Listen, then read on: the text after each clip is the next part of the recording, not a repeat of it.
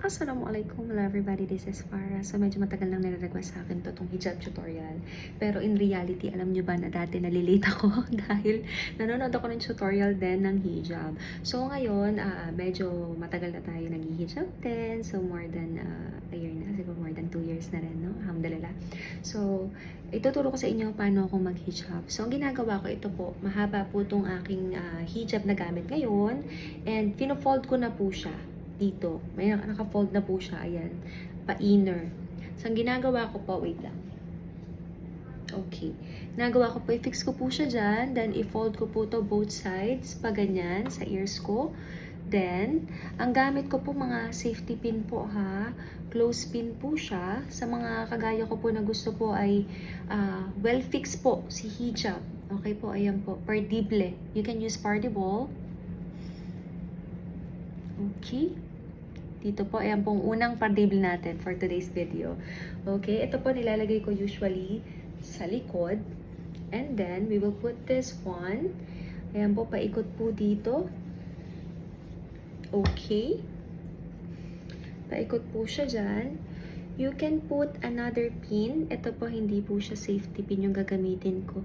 Aspile po siya, but it's a small one. Before, niloloko ko ng mga sisters. Ay ba naman nila, ano ba naman yung pin mo? Pangtahi.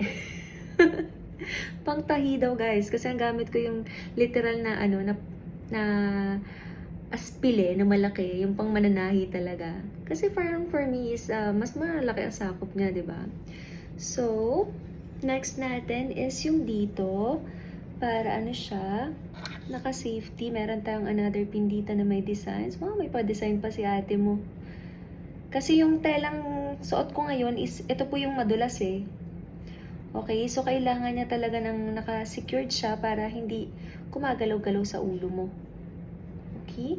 Walang cut-cut tong natin, video natin ha, para mas makita ninyo. And then, ang ginagawa ko po para covered po yung ating front is naglalagay ako ng another pin dito sa aking shoulder. Yung kahit yung na lang, kahit yung po, right side, naka-mirror kasi tayo. Ito pong right side.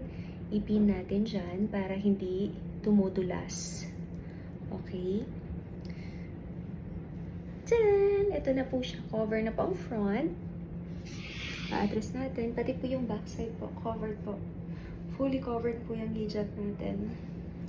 Diba? Very modest. I like it.